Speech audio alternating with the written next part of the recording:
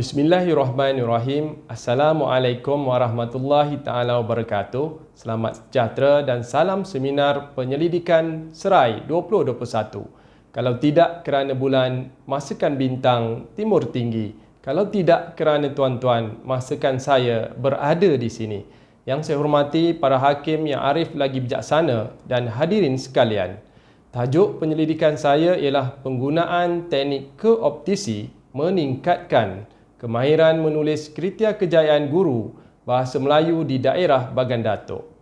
Terdapat 3 objektif utama penyelidikan ini dihasilkan, iaitu pertama, mencipta satu panduan khusus kepada guru cara menulis kriteria kejayaan. Kedua, meningkatkan kualiti penulisan kriteria kejayaan di dalam RPH. Ketiga, meningkatkan pencapaian murid dalam pentaksiran bilik darjah. Seterusnya, terdapat 2 isu atau masalah yang menyebabkan penyelidikan ini dicipta. Pertama, guru-guru tidak dapat menulis kriteria kejayaan dengan tepat. Hal ini digambarkan seperti di dalam graf bar persepsi guru Bahasa Melayu tentang penulisan kriteria kejayaan TS25, iaitu bagi soalan 4, saya dapat menulis kriteria kejayaan dengan tepat. Seramai 5 atau 10% orang guru sangat tidak setuju. 18 atau 36% orang guru tidak setuju dan 37 atau 74% orang guru tidak pasti. Sumber daripada soal selidik persepsi guru Bahasa Melayu tentang penulisan kriteria kejayaan program TS25. Kedua, pelbagai corak penulisan kriteria kejayaan guru yang tidak tepat. Hal ini digambarkan seperti yang terdapat pada gambar sampel 1, sampel 2 dan sampel 3 penulisan kriteria kejayaan guru yang ringkas, tidak boleh diukur dan pelbagai corak penulisan kriteria kejayaan yang tidak tepat. Tuan-tuan dan puan-puan, mengapa isu atau masalah ini terjadi? Menurut Leong AJW 2016, di dalam Kertas Kerja Kriteria Kejayaan, Kompas Pembelajaran Bahasa Melayu dalam Pendidikan Abad ke-21, miskonsepsi atau salah anggap objektif pembelajaran dan kriteria kejayaan. Pertama, OP dan KK ditulis dengan ayat yang sama, salah. Kedua, OP dan KK disalin terus dari huraian sukatan atau DSKP atau RPT, salah. Ketiga, OP ialah hasil pembelajaran umum dan KK ialah hasil pembelajaran khusus, salah. Keempat, OP ialah fokus utama dan KK ialah fokus sampingan, salah. Kelima, OP dan KK tidak dapat diukur, salah. Keenam, OP dan KK tiada kaitan antara satu sama lain dan tidak relevan dengan aktiviti, salah. Dan ketujuh, perancangan aktiviti PDP tidak perlu merujuk kepada OP atau KK sebagai fokus utama, salah. Seterusnya, fokus kajian ini, siapa yang terlibat? Melibatkan seramai 50 orang guru Bahasa Melayu, di mana berlaku di 5 buah sekolah di daerah Bagan Datuk. Bila dan kekerapan berlaku selama 1 tahun, iaitu sepanjang tahun 2020. Terdapat 3 metodologi kajian ini dihasilkan, iaitu yang pertama melalui kaedah soal selidik, yang kedua melalui kaedah analisis data dan ketiga melalui kaedah pemerhatian. Seterusnya, dari segi definisi konsep, teknik keoptisi bermaksud kekal, O objektif, P pembelajaran, T tambah dan C cara. Sebagai contoh, objektif pembelajaran, pada akhir pembelajaran murid akan dapat membina sekurang-kurangnya 5 ayat daripada kata nama dengan tepat. Kriteria kejayaan menggunakan teknik keoptisi, murid dapat membina sekurang-kurangnya 5 ayat daripada kata nama dengan tepat. Kita kekalkan objektif pembelajaran. Kemudian kita tambah melalui aktiviti dan kita tambah cara, iaitu think, pair, share. Pelaksanaan kajian ini bermula dengan pertama, soal selidik yang pertama berkaitan kriteria kejayaan pada bulan April. Yang kedua, analisis data berkaitan soal selidik yang pertama pada bulan Mei. Ketiga, pemerhatian sampel dan data menerusi gambar RPH kriteria kejayaan dan PBD pentaksiran pertengahan tahun pada bulan Jun.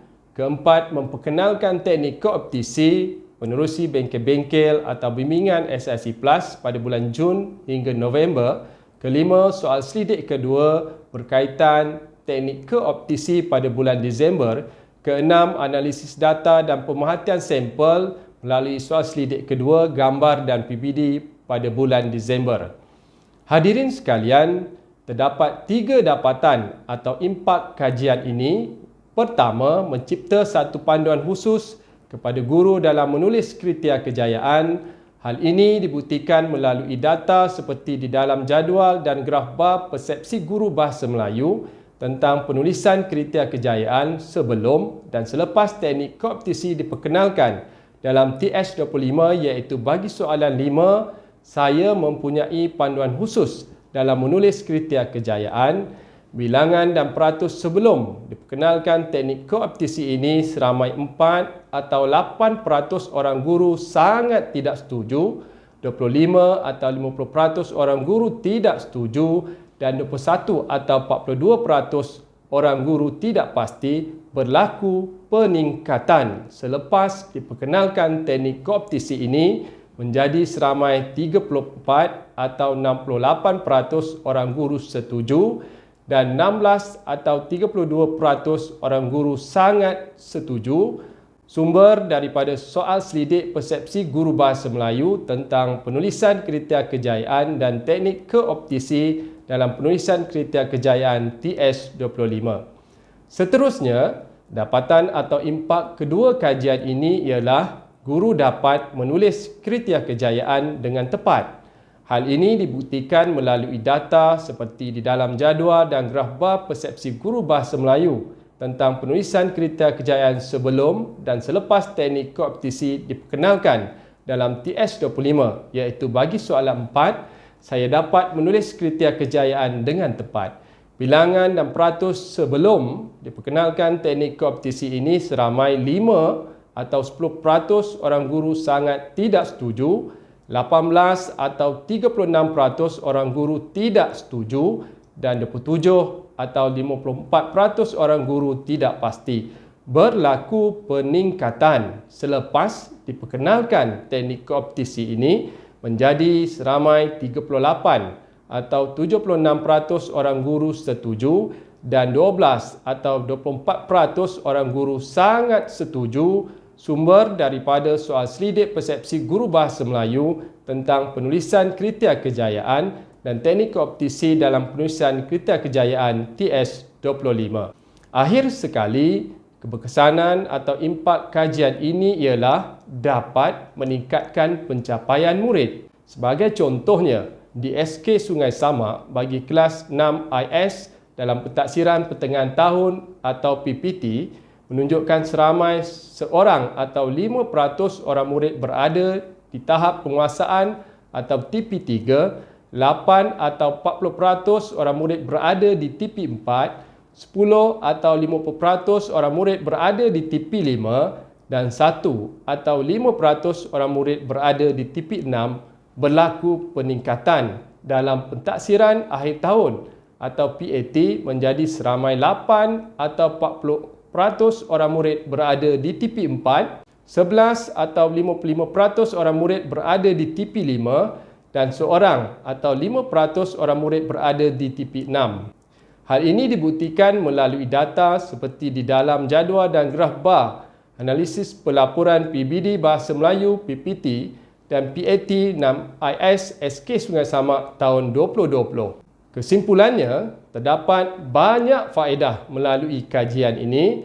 Antara faedah penggunaan teknik keoptisi ini ialah dapat, pertama, menjadi satu panduan khusus kepada guru menulis kriteria kejayaan.